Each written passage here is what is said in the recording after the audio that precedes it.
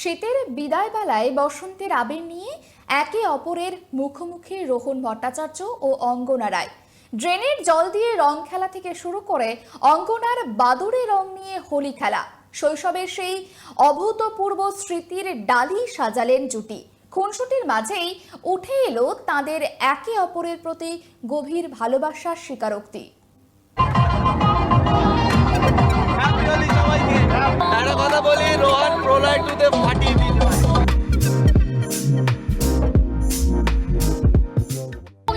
বিশেষ দিনে আমাদের সঙ্গে রয়েছেন অঙ্গনা এবং রোহন। একেবারে কিন্তু ওরা দোল রং মাখানোয় ব্যস্ত। আচ্ছা, প্রিয় রং কি গো তোমাদের? আমার কালো, বাট আবিরের রঙের মধ্যে গোলাপি আর লাল দুটোই। তুমি তাই জন্য নিয়ে এসছো না এই দুটো রং?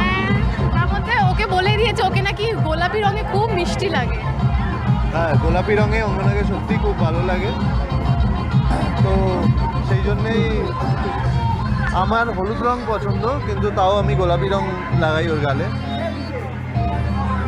Thank you, happy Holi. Happy Holi, খুব ভালো থেকো। আচ্ছা, ছোটবেলায় দর্শকদের জন্য হ্যাপি হোলি।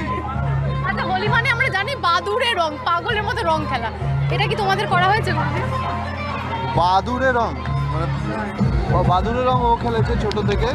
আমি অনেক বাদুড়ে রঙের গল্প শুনেছি, আমি ওর থেকেই শুনেছি বাদুড়ে রঙের গল্প। করিসনি কখনো?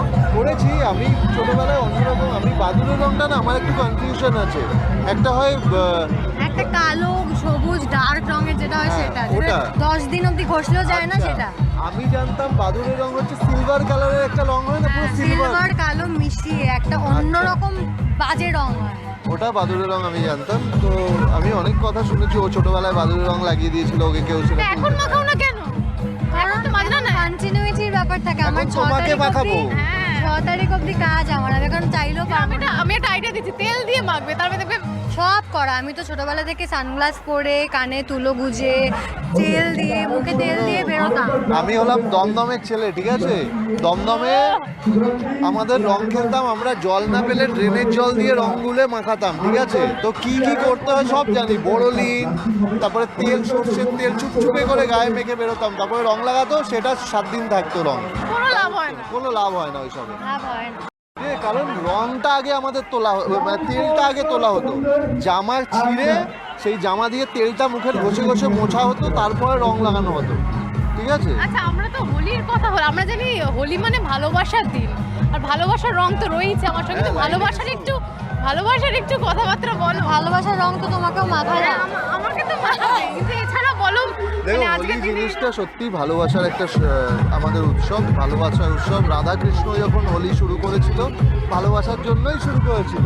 কিন্তু আজকাল বেশিরভাগ জায়গায় এমনভাবে হোলি খেলা হয় যেখানে ভালোবাসার বিন্দুমাত্র পাওয়া যায় না, অসভ্যতামও হয়।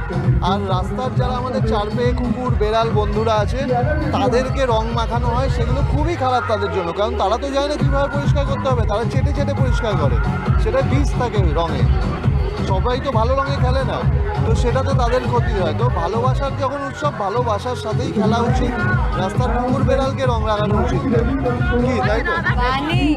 রাধাকৃষ্ণ সব তো বুঝলাম, তোমার রাধা কে গো? আমার রাধা রাধা রাধা আমার কোনো রাধা বলে কেউ নেই, আমার পাশে অঙ্গনাই আছে।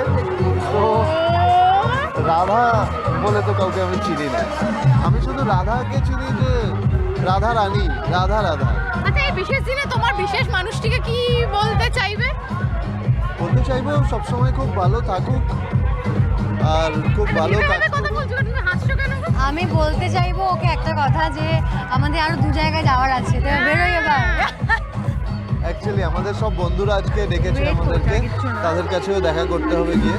তো এখন আমরা চলে যাবো, গিয়ে আরো অন্য জায়গায় যাবো, দেখা করবো। একদম এরকম ভাবে চলুক তোমাদের দোল। আর একটা গান হবে কি, প্রেমের গান? প্রেমের গান, প্রেমের গান। স্মৃতিরা গেছে পরবাস, কথারা হয়েছে নিঝুম, এ বুকে তো 12 মাস ভালোবাসারই মরশুম। Thank you so much. এরকম আরো সাক্ষাৎকার দেখতে হলে চোখ রাখুন কেটিভি বাংলার পর্দায়। ক্যামেরা দেবরাজ দত্তর সঙ্গে অনুষ্কা, কেটিভি বাংলা, কলকাতা।